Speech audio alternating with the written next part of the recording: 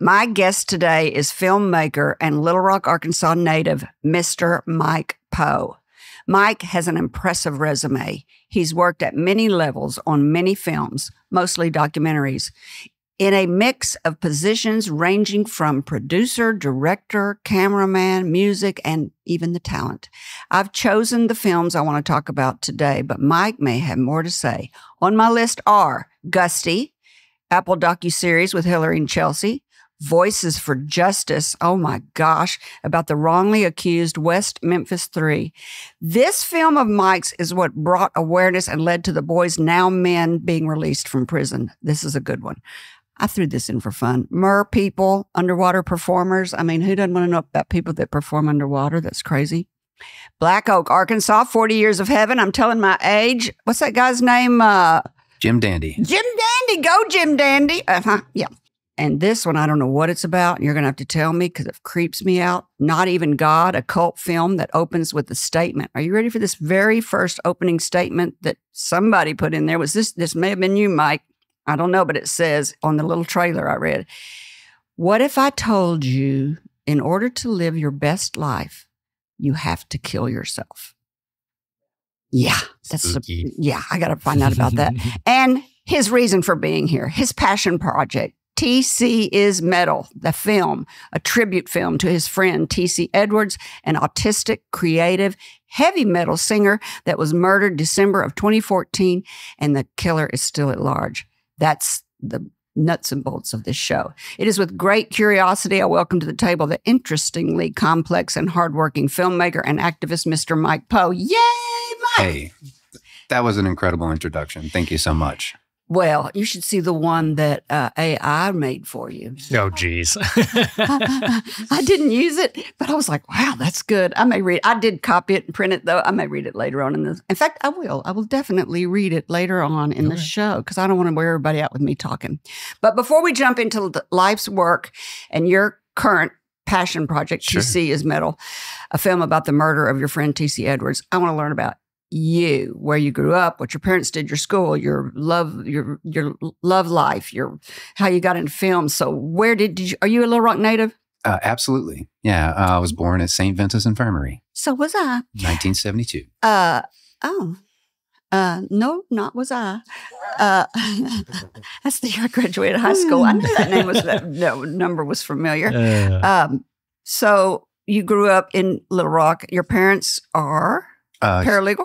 Yeah, my mother is a paralegal, and my dad has passed, but he was an interior designer out of Dallas, Texas, at a business called Corporate Interiors there. And yeah, my mother is a paralegal, court reporter, process server, entrepreneur. She's worn a lot of hats as a mom and a dad because she was a single mom. Oh, how old were you when your dad died? It was about almost 20 years ago now. It's 2005. So what does that, I don't know how old you are. So what does that make you? So I'm going to turn 53 tomorrow. So you were a grown up when he died? Yeah. He actually passed when he was 52. A lady stopped on the highway because she missed her exit and caused like a truck towing a truck to hit her and another truck to hit that one. And when he came over the hill, he laid the bike down as he had learned since he'd been riding since he was a kid and spun away from the back and hit his head. And his body was donated. Oh, wow. Mm-hmm. Was he a helmet wearer? No. They actually, insurance-wise, they ended up saying that his passing was 20% his fault for not wearing the helmet. So they just give you 20% of the settlement? I mean, 80% of the, so they only gave you 80% of the settlement? Absolutely. And so interesting. The other part I found that was bizarre and interesting is that if he had stayed on the bike and rode it all the way under the vehicle, it would have been 100% their fault, not his. So it was because he did correctly and laid the bike down and pushed away from it to save himself, hopefully. That's why they said it was 20% his fault. Wow. It's bizarre. It is bizarre. Yeah, insurance is so broken. It really is. It's super broken. So what a cool dad. He rode bikes and was an interior decorator. Yeah. I mean, he was a huge Harley rider, super successful at what he did. When I was born, he was a welder. They lived over here at 22 and a half Gaines Street in a garage apartment above the garage. But he went on and got into interior design because he was into it, and he'd always been into Harleys and motorcycles. So he would just fill his saddlebags with, books that had different fabrics in it and different, desks and tables and plants and art and everything. And he would ride to his client's house and or their business and sell them everything that they needed in the house. Well, I'd buy stuff from a guy. Yeah, like what that. a presentation. I guess your mother could never find another love. Yeah, she did. She married a few more times, gratefully. My grandmother married 5 times and my mother 3. Oh my gosh, I love that. and she is absolutely single and happy to be. Absolutely happy. You'd only want to try it so many times, probably. I don't know. I don't know. The 3rd time wasn't charming at all. Yeah. Oh, it wasn't. So you called her an entrepreneur. What does that mean? Well, in the 80s, she started a personnel business. Where she was kind of like manpower, where she found the best candidates for jobs and helped place people in temporary positions. And so she started that company, and her and a partner ended up going different directions, and so did she. And she ended up in Florida doing some real estate work, and then went from selling real estate at a place called Topsail down in Destin, near Sandestin, to New York City. When I was in high school, when I was a junior in high school. So I saw that she was falling for this guy that was in the Coast Guard, and that, that she really needed to do her own thing, and I was old enough to know at 17. And so I came home here and got my own apartment because I didn't want to spend my senior year in Long Island, New York, going to school where I didn't know anybody. Is that the only time you moved? Or did you go to Florida? I lived in Florida around when I was about 4 years old with her for about a year, and I lived in Dallas around 5th grade for about a year. But all the rest of the time, I've either lived here in Sherwood or North Little Rock So or you're Little not Rock. a Rolling Stone. No. It made you not want to be one, probably. No, I absolutely love travel. It's something about the collections of things that make it difficult for you to up and do things. Like I have so much stuff. I can't decide if that's a good thing or not to have material things that tether you to the ground. You're a filmmaker. You got to have a lot of crap. So much. Did you just go crap? So many cameras. I'm looking at Jonathan, our videographer. So where'd you get the film bug? Ever since I was a little kid, I wanted to be like Robin Williams. I wanted to be a stand-up comic. I wanted to be a filmmaker. I wanted to be an actor, director. I really study takes and facial expressions and the way people act.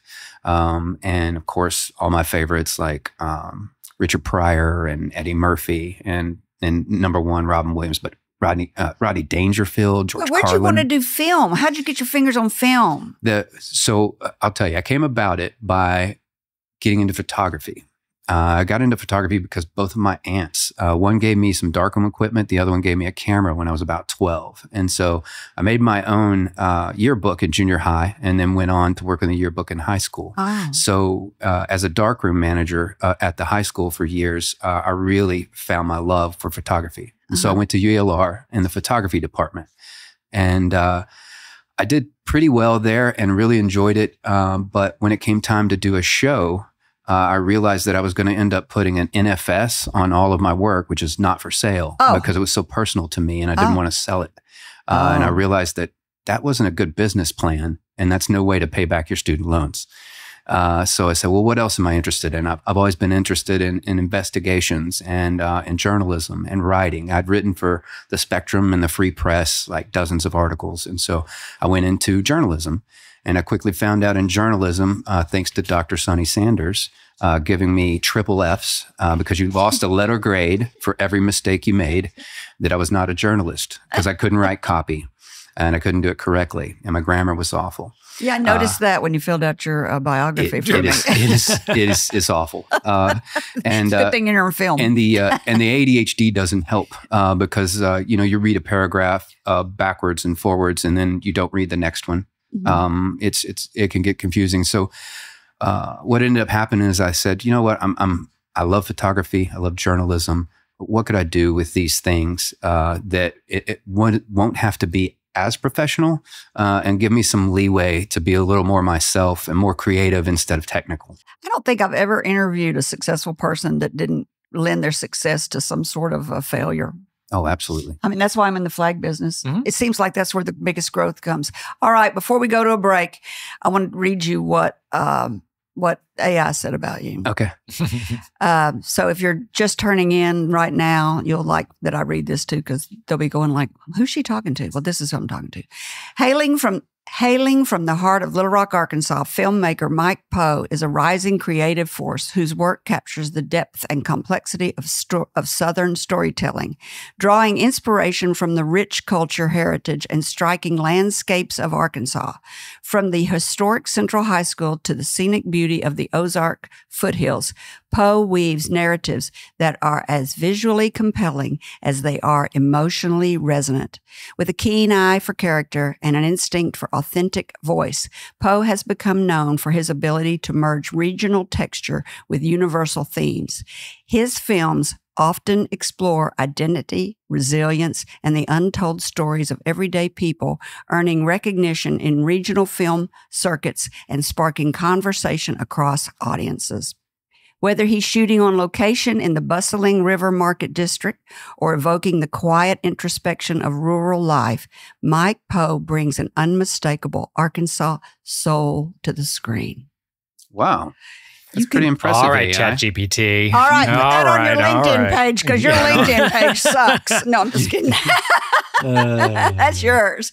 Yeah, if you have problems writing, AI is your best friend. All right, it's time for us to take a break. When we come back, we'll continue our conversation with filmmaker Mr. Mike Poe. Up next, his impressive resume of documentaries and his reason for being here to bring light to the murder story of his best friend, heavy metal singer T.C. Edwards, through his documentary, T.C. and Me, and what Mike is still doing a decade later to jail the suspected murderer. We'll be right back. Do you have something to say? Say it in flying colors. I'm Megan McCoy, and my family owns and operates flagandbanner.com. We believe that flags tell a story and banners make an impression.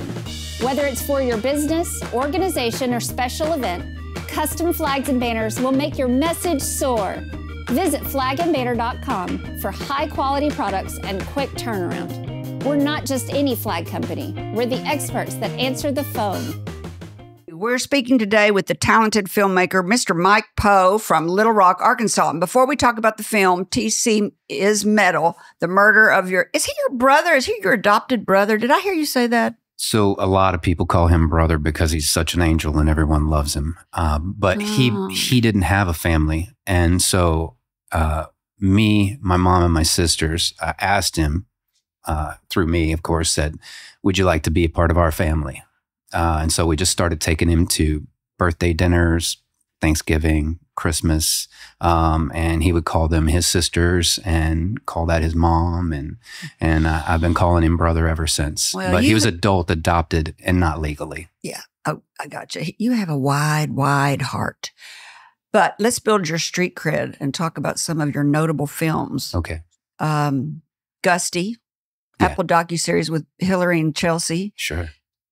Well done. I'm not sure what role you played because you do lots of different roles on those. Sure. But what was your takeaway? Did you go on? They interviewed so many people, from Kim Kardashian to what's the name of the lady that lived in the woods with the apes?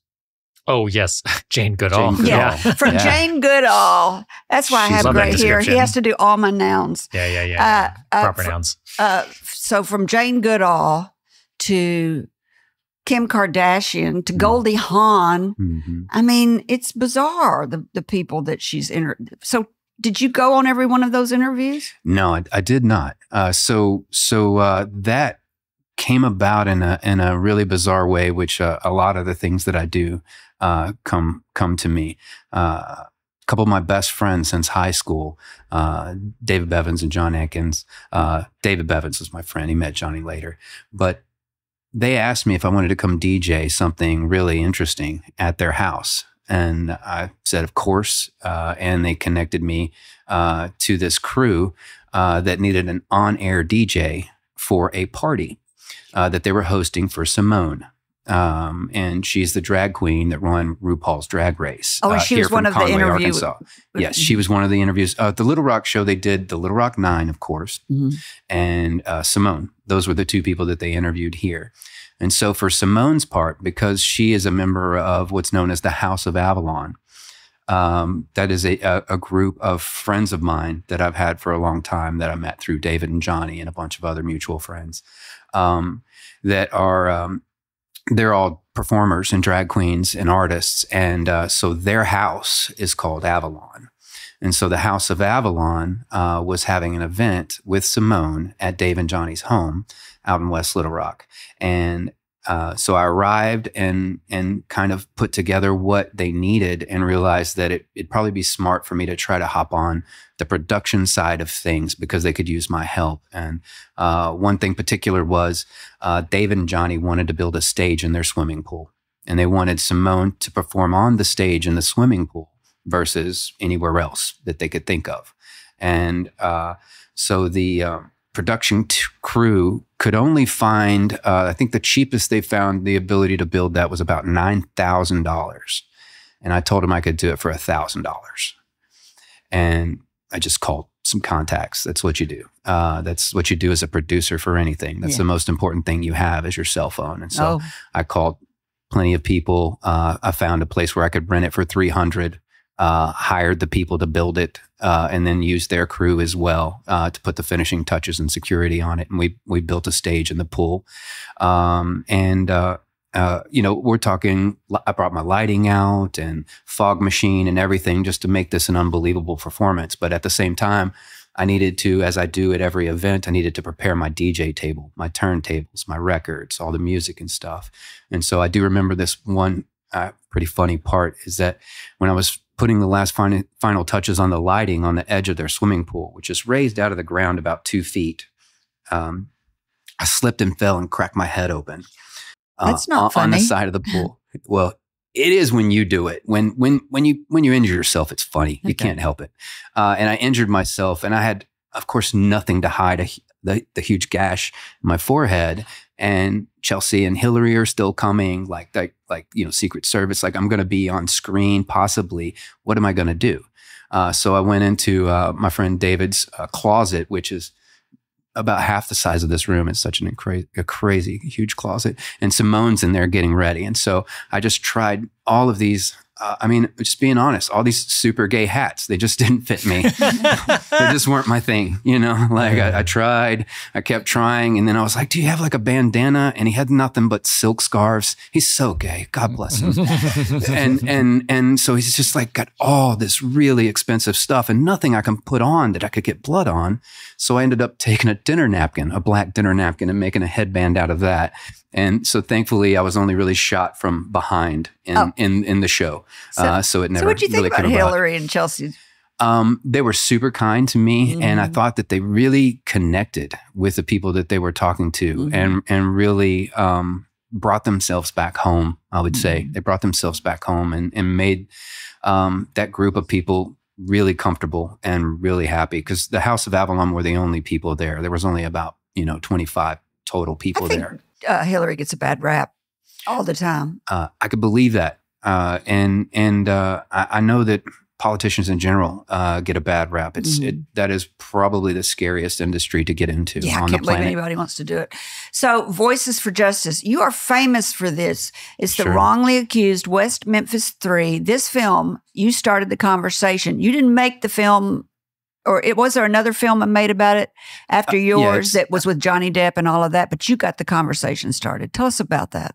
So I would absolutely say that I just continued the conversation. I would say that Joe Berlinger started the conversation because he's the documentary filmmaker that made all 3 of the Paradise Lost series. And so during the time I made Voices for Justice, he was working on the 3rd Paradise Lost series. And there was another group led by Amy Berg doing a movie called West of Memphis.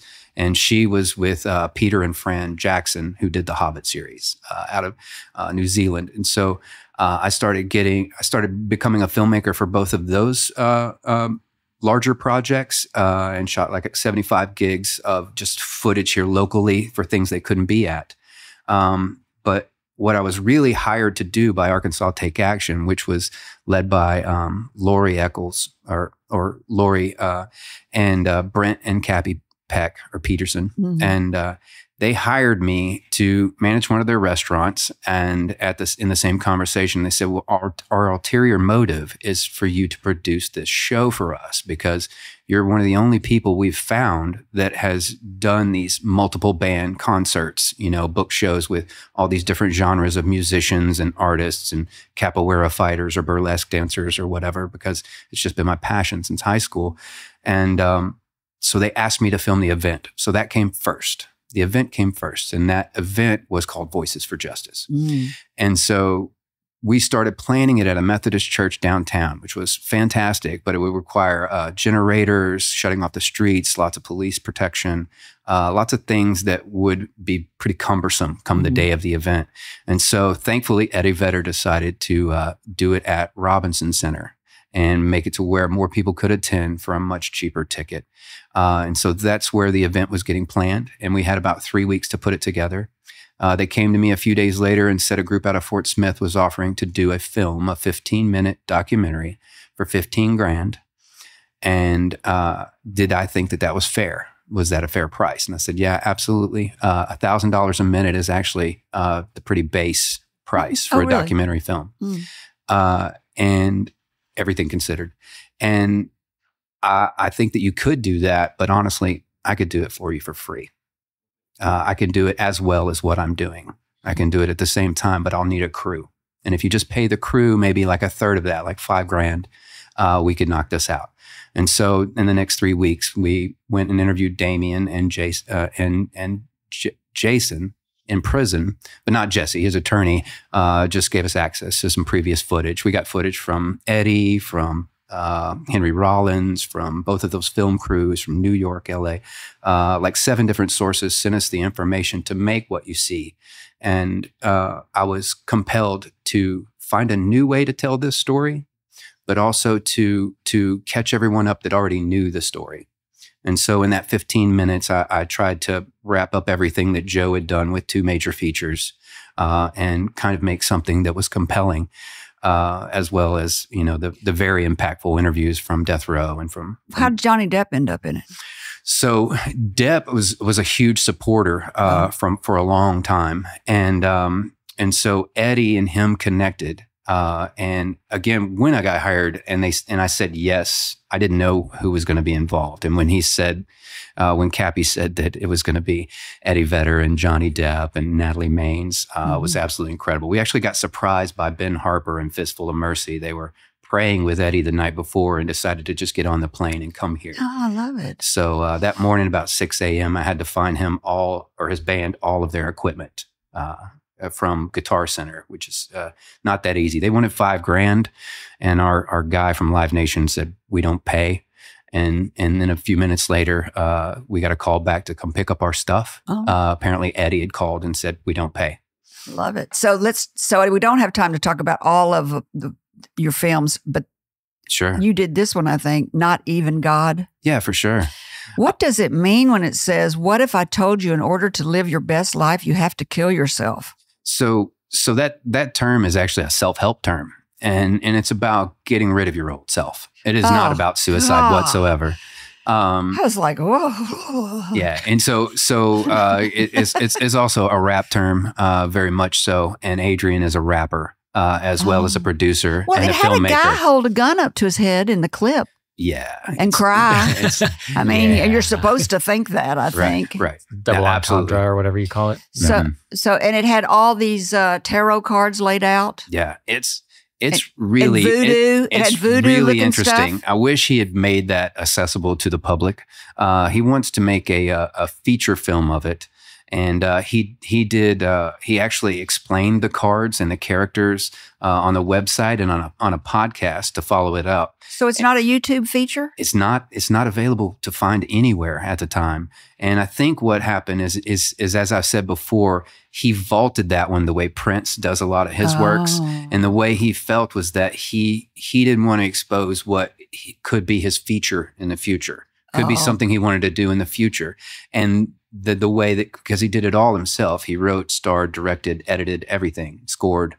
And when people were coming to him from the sold out crowd at the Rave Theater from that summer and asking him some questions about it, it dawned on him that maybe not everyone understood his narrative and where he was going with it.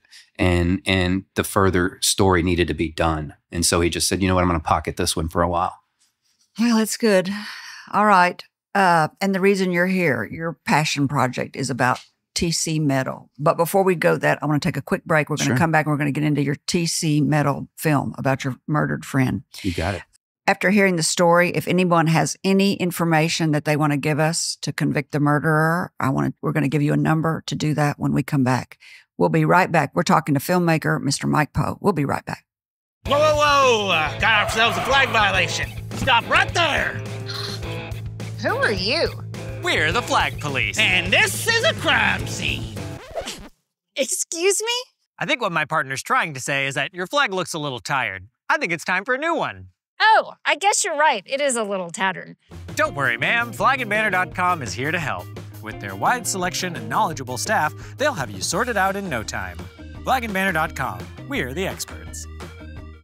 We're speaking today with the talented filmmaker, Mr. Mike Poe from Little Rock, Arkansas. And if you're just tuning in, we've gone over some of his documentaries that he's done previously, and it's good. And we've heard the story about how he filmed with Hillary and Chelsea Clinton at a drag show in Little Rock and fell in the pool and cut his head open and had to wear a cocktail napkin on his head.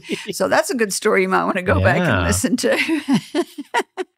But you sent me so many links about you. You are ADD. You sent me so many links that I watched and was just fascinated by. But I watched this one that was done of you on a interview on a news story of the TC's murder. And this is what they said. If this is not a hook, I don't know what is. TC Edwards was shot and killed in December of 2014. No suspect has been apprehended. Mike Poe, Edwards' best friend, found out about the killing from a voicemail. In his inbox was an unthinkable message. Edwards has been found dead in a garage in Little Rock. He had been murdered. Talk about that day. Ooh, okay. I had kind of a startling sound wake me up. But I live, in the city, so there's a lot of sounds. Where I live, there's multiple doors and iron doors, and there's a lot to get up to me, and the sound doesn't always travel. So what I'd missed were police officers knocking on my door. And I figured that out because when I walked down and looked outside, I saw them in the parking lot about a block away. So I went inside, checked my phone, and saw I had a message from Weasel.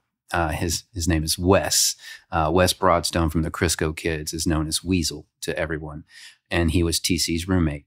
I saw that Wes had given me a call, and I found out in his voicemail.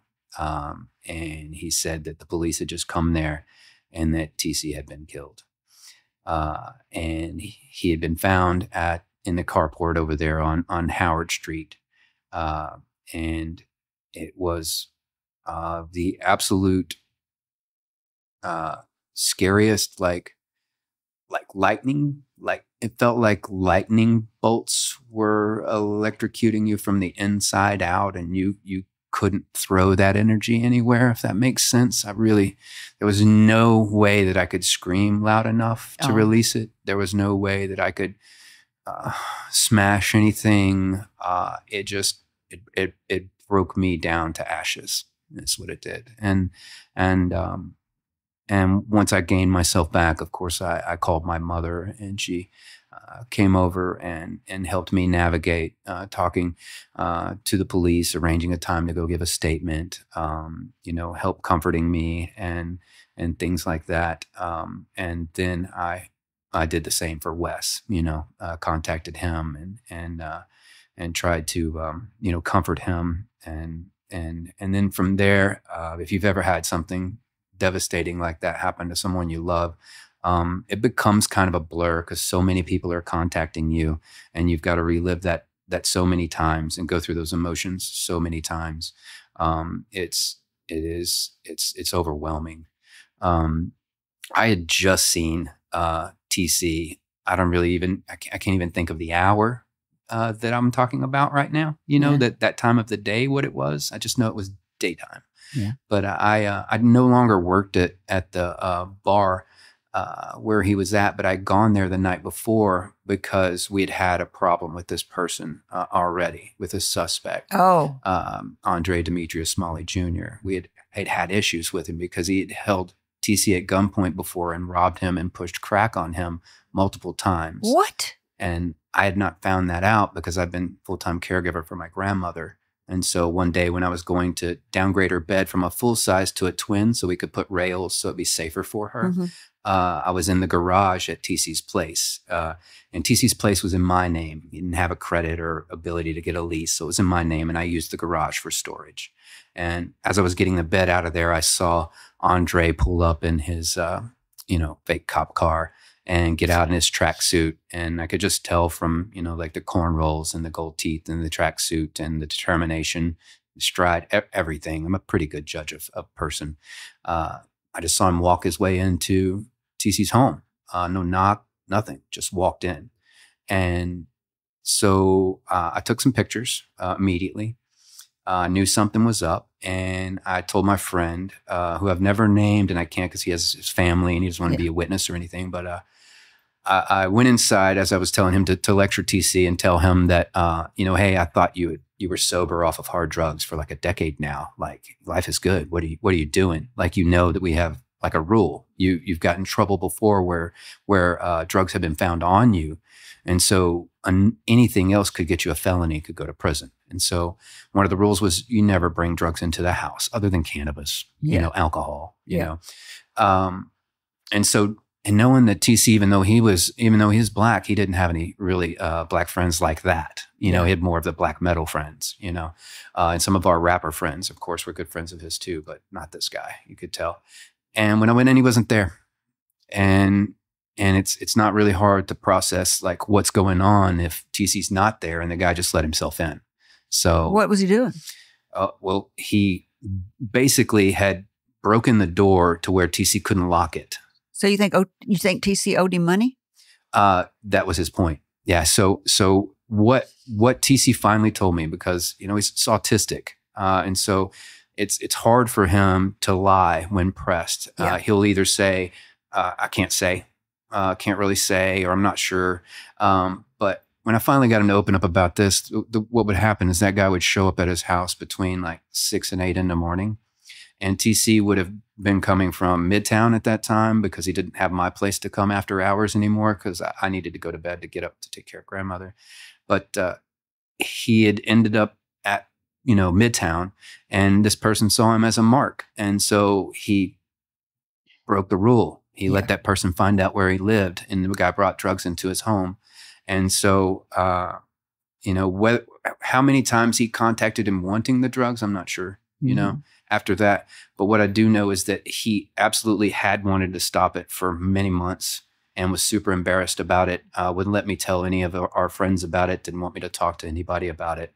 But what he told me had happened is that when he tried to stop him many months ago, the guy pulled a gun on him. Mm-hmm. And what the guy would do is if TC wasn't already naked, he would make him get naked.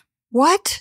And he would go through everything he owned, his shoes, his socks, his underwear, his sheets, his pillowcases, and search for all the money he could find, which TC earned, anywhere from $40 to $80, maybe $100 a night in tips between 2 jobs. And he would take all of his money and he would say, "This is what you owe me. And this is just business, but this is what I have to do in order to get my money." Shakedown. Yeah. Yeah. And then he would say, "But we're friends. and I'm not leaving until you smoke with me to show we're friends. Oh, no. And then make him smoke at 6, 7, 8 o'clock in the morning, make him smoke crack, ask him if he wanted more. Yeah. And of course he did.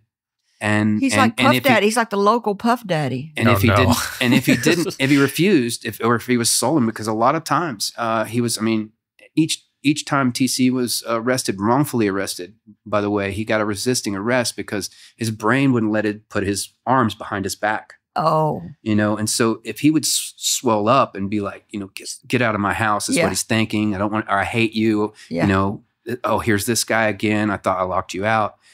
He pulled the gun on him multiple times and forced him to smoke, and then told him he owed money and he would be back.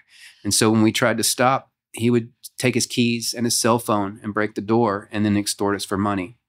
He wanted to get to TC's Social Security, and I was his payee. And so he was threatening me that he was going to kill me if I didn't allow that in person. Were you frightened?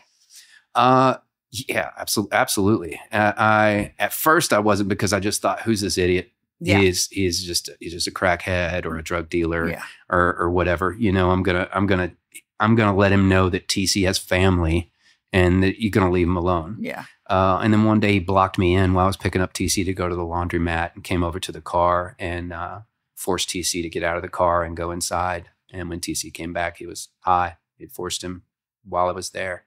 That you hear about stuff like that. Yeah. Mm-hmm. Why did everyone love TC so much? Everyone loved TC. I mean, he's a literal angel. That's what everybody said. You've got people in your documentary just talking about how great he was. He really is. I mean, he is a kitten. And that was one of the phrases he said a lot, was that bet you wish you were raised by kittens. But he just had a way to connect with you and talk with you that people felt he was empath, you know, that maybe he was psychic, and he would say things like, you have your mother's eyes, you know, and he would say, he would grab your elbow and tell you that you have like your mom's elbow. He'd guess your shoe sizes. He'd tell you that you used to like metal when you were younger, but now you just sit on the couch, watch TV, but you used to be metal, you know, or like he'd come up to me while I was typing, and he'd say, but he'd lift up his shirt, scratch his abs, and be like, "Po, bet you wish you had abs, but you never have abs like me, you fat." And he'd like pinch me, you know. You never be veiny like me. He'd show me his veins on his arm. You never be like me. He definitely was my big brother. Absolutely. So why did he get into metal? So he got into metal at Pulaski Heights Junior High. And no way. And his teacher. Junior High. Yeah, Pulaski Heights Junior High, now known as Pulaski Heights Middle School. One of his teachers, one of his favorite teachers, gave him a Hit Parader magazine that had like Ronnie James Dio on the front of it, and that was the first thing, his first introduction to it, and he became like the biggest Kiss fan ever. That's his favorite band on the planet. And he just got into everything that was 80s metal and 80s rock, all of the Van Halen and Guns N' Roses. Are you a metal guy? Is that how you met him?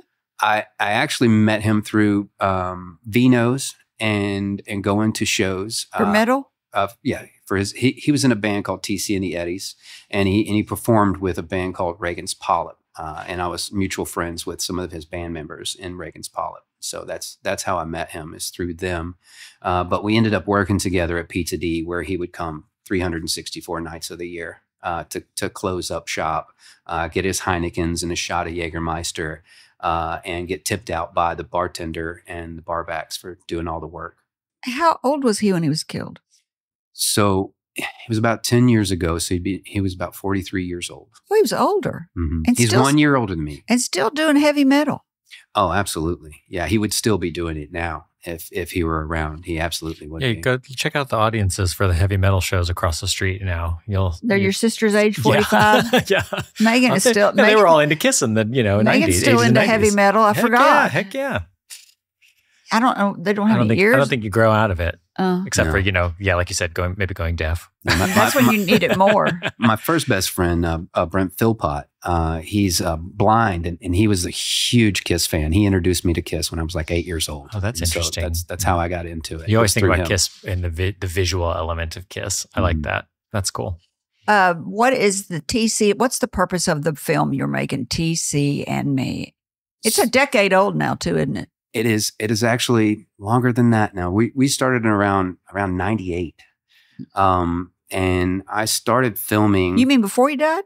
Yeah. Yeah. So he died in 2014. You started in 1998, just him doing gigs. Just filming shows and stuff like just that. Just because you're a filmmaker. So when I really started filming TC, to film his life, actually, was when he was wrongfully arrested. And he was evicted from his apartment at Crestwood Manor. U.S. Pizza Company got a new manager, and the new manager didn't understand that TC closed every night because he would get everybody out of there a half hour early because he's so fast and good. Yeah. And that he always got his tips. And so the way they're arranged there is the people that get off early, they don't get cash tips, but they get their hourly. The people that close get to split the tips. And so he always split the tips. Well, they had arranged, as a previous employer at Arianas had arranged, they had arranged for all of his bills to be paid through his paycheck because he wasn't on any kind of disability. So his paycheck went to all of his bills, and he lived off of that cash. That's how he got his cannabis. That's how he got his alcohol. That's how he got his food, snacks, whatever he needed, Nikes. That's how he got it, was through those tips. And so when the new manager said this other girl was going to close tonight and that TC could go home early, he threw a fit and said, I close every night. It didn't end in an agreement. So he walked, and he thought that he was let go, that somebody had replaced him. And so he just went home, and he's autistic. He didn't check the mail, and he had gotten evicted. And a couple months later, because Arkansas is the only state in the nation that has 0 renters' rights, he was forcefully evicted by the police, and they arrested him. Of course, he got a resisting arrest because he didn't know why he was being arrested in his own home. He was taken to jail. So in order for us to get those charges dropped, my idea was to go and film his apartment, film all the things that we cleaned up, because it was the weirdest, it's messy. It was like a teenager lived there and never took care of the kitchen or the bathroom or anything. Refrigerator, oh my God. But we cleaned up and filmed everything to deliver to Crestwood Manor's management to ask them to drop the charges, which they did. And so we were able to get him out of jail by doing so. And then one of the nights, I'd probably had a couple of beers, and I pulled up and I was picking TC up to go to Midtown. And I just turned to him and I said, you're probably the coolest MFer I've ever met. Like, you should have a documentary made about you, shouldn't you? And he was like, absolutely. I'm already famous. It's like I'm too damn famous for this town. I need a documentary made about me. And I was like, well, done. We're going to do it, And so we started doing it together. And so all of the interviews I shot for the first decade, he would go with me. He would be sitting there as a producer, as one of the people making the film, listening to people tell stories about him. And so we filmed all of his shows and concerts, and then started, really creating the content, because it was so hard being from behind the camera to get him to talk to me. So I needed to be on the outside and have a cameraman do it. Mm-hmm. So I didn't really realize that until we went to New Orleans, and I had to fly in my friend Kevin Britton to help us so that I could film, to get him to talk to TC, to get him to talk, which we ended up with some of our greatest interviews there, and definitely some of the most fun. But we went to New Orleans, we went to Hollywood. Our last trip was to Austin to go see Judas Priest and Paul Bearer, and Jello Biafra, and we filmed all of these things, and we're putting together just this really wonderful, uplifting rockumentary. At that time, it was called TC and Me, A Little Rockumentary. I like it, a rockumentary. And then when we lost him, for some reason, I couldn't tell you who decided who was the first to say it, but TC is Metal became like his battle cry that we did. It was like the way we mourned him. And it went on the marquee at Pizza D Action. And when hundreds of us marched through the streets of Hillcrest with a candlelight vigil, that's what we called out, was that TC is Metal. Your mission that you wrote, bring attention to his case, yes, to bring a murder charge against the subject, scheduled for release this year? Yeah, he was released December 21st of last year. 2024. 2024. And to tell the story on screen and stage, anywhere, to help others with trauma, especially if it's involving a current or future potential risk to the community. So how are you accomplishing your mission? Man, I'm diligent, you know. I'm persistent.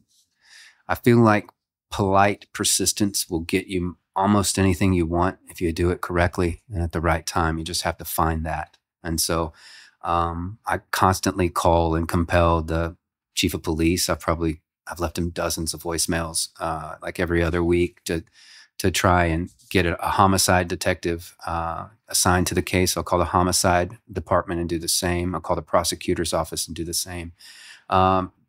Many of those things that I found through what I call creative justice is just searching for the justice you don't feel like you're getting or that you might not be able to attain. And so I realized that because 4 months after TC was shot, this person who's still free, who's still, out, and I'm living with some friends. I'm in hiding for months. Oh, really? Yeah. Carrying a gun everywhere I went, going back to their place a different way each time that I went to West Little Rock. It was a really dark and scary time, because this guy had threatened to kill me too, and I had a friend of mine who doesn't want to be named, found an article in the paper that said Andre Demetrius Smalley had shot 2 people at the Wright Community Market. And what had happened, which they have on audio and video, he pulled in there and asked a couple of guys if they had any loud, which is cannabis. He asked them if they had any weed, and they said, "No, OG, we don't have any weed for you." And so he just shot them because that's what he does. And he shot them both. So is he in jail? For laughing at him. He shot them both below the belt. It was a warning shot. And they know, as many people say on the South Side know, like, you don't snitch. So while you can make a report, you're not going to court. Oh. Report, no court. And so people showed up, the vehicle described, officers, were able to find the vehicle and take him into questioning. But Smalley, he's a 5-time felon at the time, so he knows how it goes. And so he was just questioned and set free. Later, he was picked up on a failure to make a left-hand turn, and that police officer saw an AR-15 with a banana clip in the back seat with a camo jacket draped over half of it. And so he was ultimately arrested for that gun and then had 2 other guns in the vehicle. And so nothing was happening in the state courthouse. We watched the video, we watched the audio, we watched what he did, and I knew what else he had done, and nothing was happening. And when he was sentenced, it wasn't enough. He was going to be out in a year or 2. Just having possession. Just gun possession, state gun charges, felon in possession. Felon in possession. And his mom's in a wheelchair.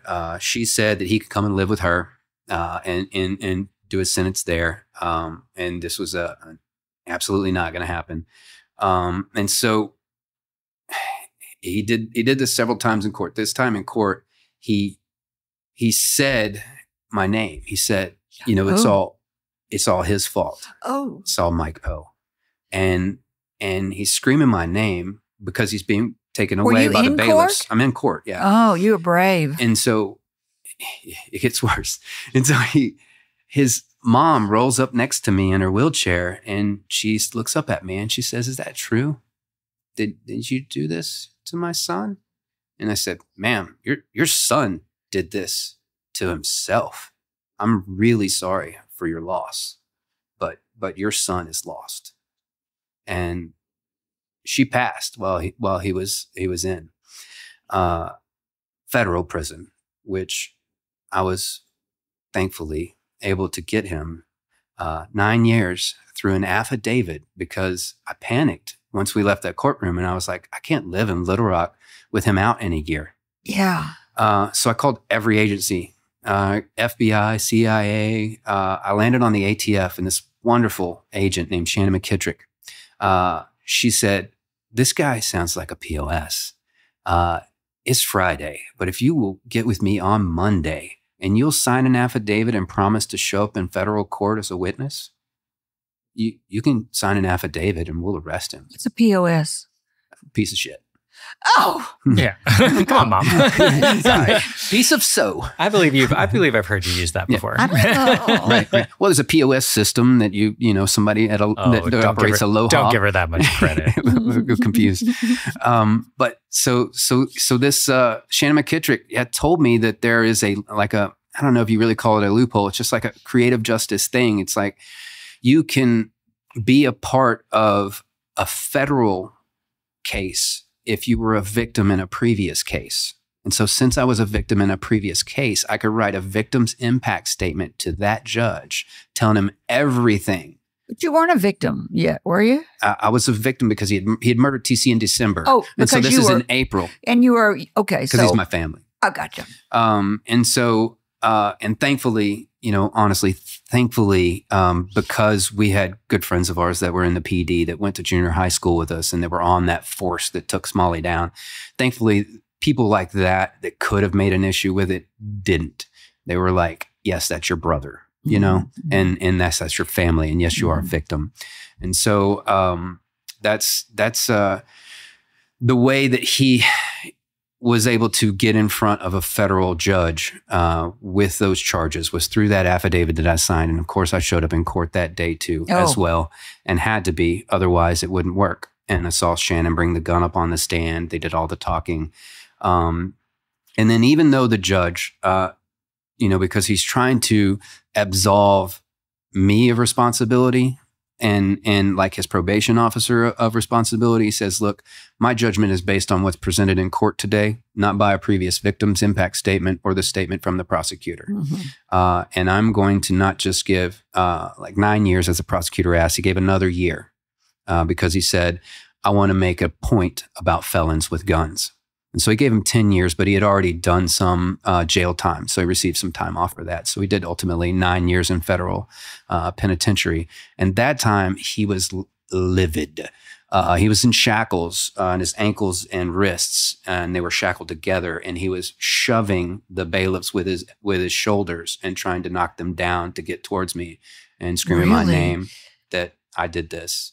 Because he called himself the Black Casper. He said that there was no way that he was ever going to get caught, and if he did get caught, he'd never be convicted, and that he knows not to confess. So he's out in December. Yeah, he's out right now. I don't know what he's doing. And you're coming on my show to talk about it again. Word safe. I feel like this is a safe spot. You're crazy. I'm not that crazy. Ask, yeah. I don't move. I don't move the same way that I moved, and I don't live the same place that I lived. You don't go on walks at night, I bet. I don't really go on walks at night. Yeah. I mean, that's not my thing. Did you move? You said.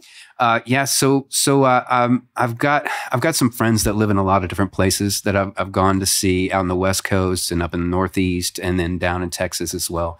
And so thankfully, I have the ability with my rent being as cheap as it is and just having a cat and not having a wife or kids or responsibilities because I work for myself, you know. Your life has really had to change because of a good deed you did for TC and then staying with it to make sure that justice is done for his murder. Yeah. You really... Yeah, that's the part I can't really get over. It's been about 10 years. How far you have to go out on a limb. It's been about 10 years of isolation. Yeah.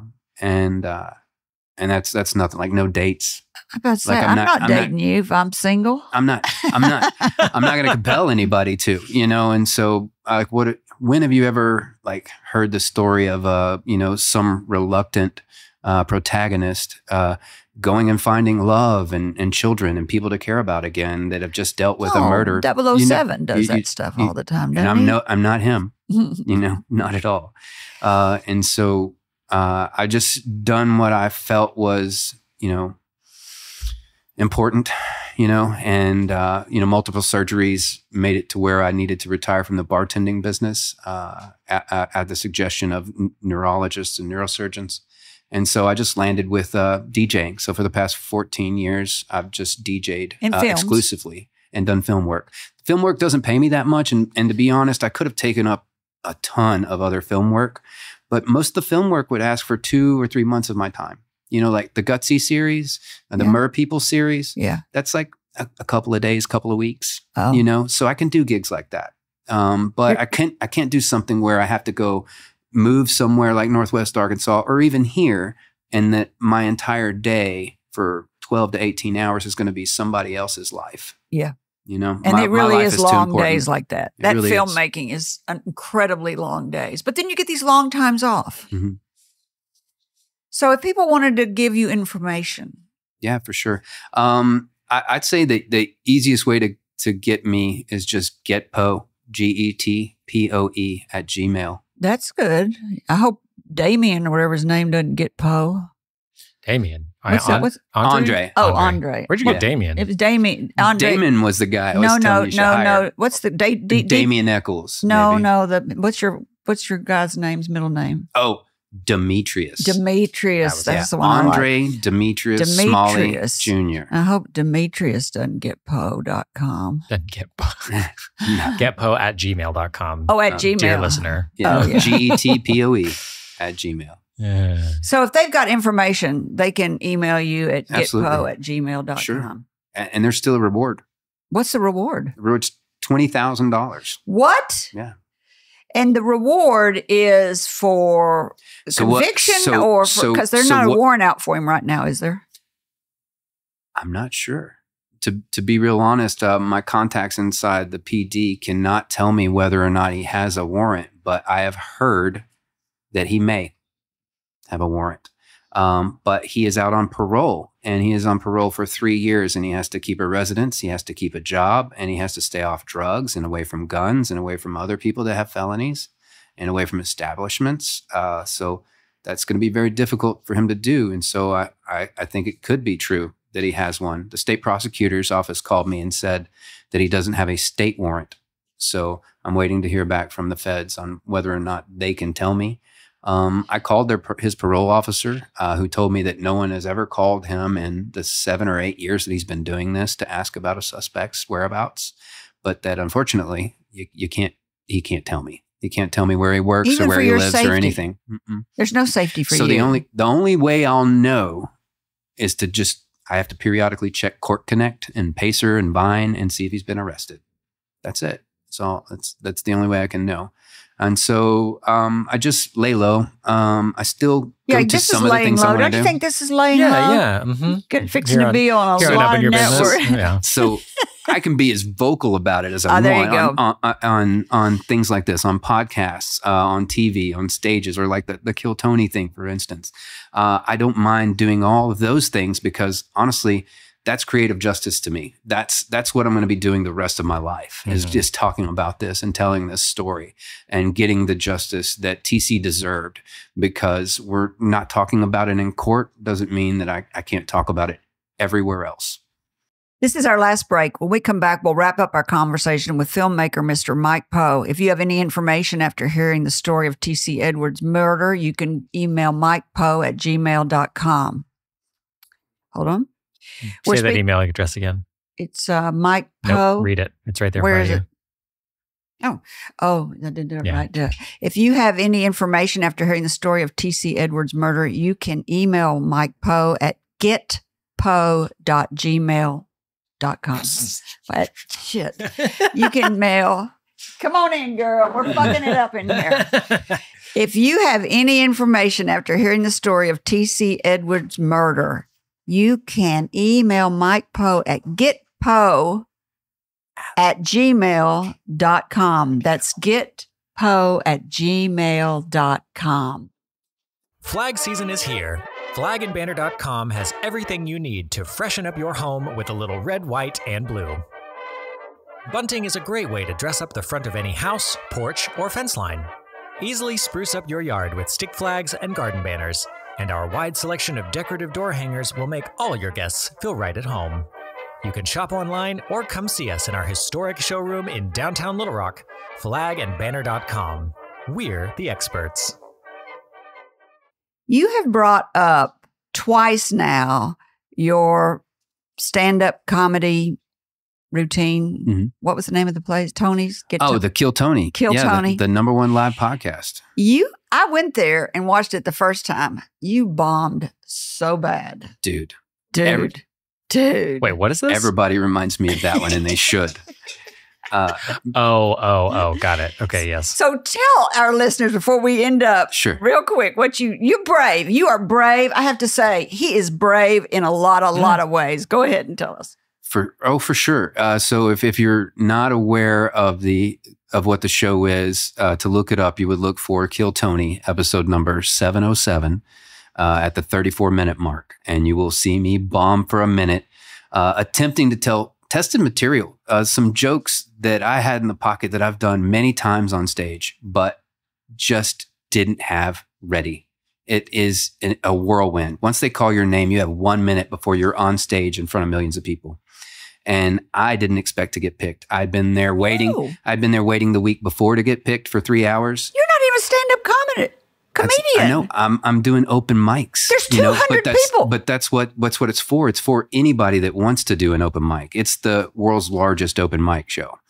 And so you can be a seasoned vet. It's the world's largest open mic show. Is that true? It's the world's #1 live podcast.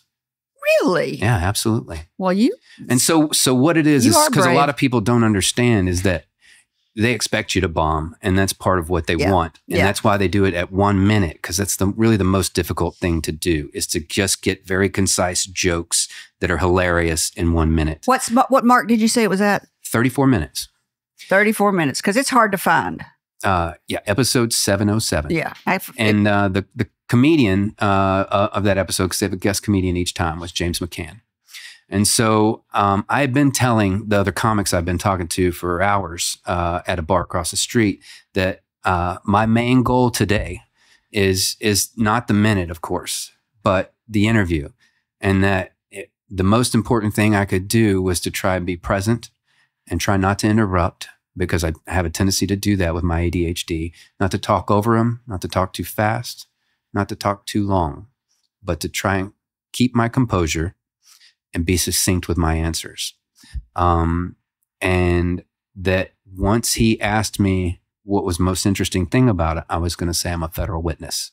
And then I was going to bring up this killer, because that was my whole plan. Because I need to get his name out there.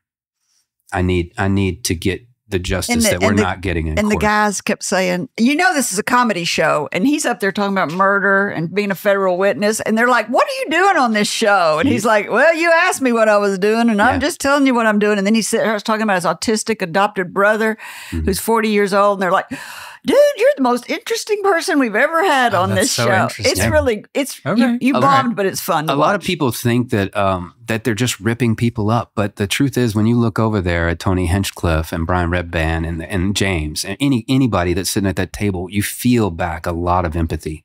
You feel that they don't just want their show to be successful and funny and entertaining, but they want you to succeed too. And that's the way I felt. And to hear him say that this was the perfect podcast for this, when, of course, I also agree that it probably belongs on a true crime podcast, and maybe not there. It does. But I'm not going to take a microphone in an audience that big without doing what I came to do. Are you still doing a podcast? I am. I'm working on a second podcast, which is just me, called Podcast. And you got a good name for a bunch of stuff. Get Po, Podcast. Po Vault, I don't know. Dude, I had dozens of domains. I bought one for almost every idea that I had for so long. And I just we used let to do that around here. I have ChinaCrap.com. Oh, yeah. I forgot about that. That's probably really relevant in this day and age. Yeah, you should check on the value on that one. You never know. This is a quote that you really have given up your life. And this is your quote. This is my life's work. I've given up love for this. I've given up opportunities, moving. But when I give them up, it doesn't feel like a loss to me. For Poe, Edwards will always be a legend. That's a beautiful note to end on. Again, if anybody wants to talk to Mike or has any information for him, it's getpo@gmail.com. I have a gift for you. Because you are a true Arkansan, you get a U.S. and an Arkansas desk set for you to put back into your ever-moving homestead, wherever you lay your head tonight. Because you're a rambling rose, aren't you? So we're going to call you from now on? Yeah. The Rambling Rose. Poe the Rambling Rose. We've been talking today with the filmmaker, Mr. Mike Poe, about his TC is Metal film, where he's trying to where he's trying to bring attention and awareness to his friend who was murdered by, what's the guy's name? Andre Demetrius Smalley Jr. And who is out right now. Absolutely. And this is our opinion. He's not an officially named suspect because, unfortunately, there isn't a homicide case right now. This is a cold case. Oh, we need to get it back. Yeah. So what we need is a homicide detective. What we need is a team. What we need is the crime lab to test the evidence, the gun that they have from the other And we need to arrest. get him locked up so you'll be safe and you can go back to spinning discs. Yeah, doing absolutely. stuff. Wow. Yes. So any homicide detectives out there, we have you a cold case. Thank you so much, Mike, for coming on. Man, I knew this was going to be a good interview, and it really has been a great interview. I want to tell our listeners this show was recorded in the historic Taborian Hall in downtown Little Rock, Arkansas, and made possible by the good works of flagandbanner.com, Mr. Tom Wood, our audio engineer, Mr. Jonathan Hankins, our videographer, Miss Delora DeVore, production manager, and my co-host, Mr. Grady McCoy IV, a.k.a. Son. To our listeners, we hope you've heard or learned something that's been inspiring or enlightening, and that whatever it is, will help you up your business, your independence, or your life. I'm Carrie McCoy, and I'll see you next time on Up in Your Business. Until then, be brave and keep it up. If you enjoyed this video, don't forget to like, share, and subscribe. For more of Carrie's interviews, click on either video on the right of the screen. And as always, thank you for watching.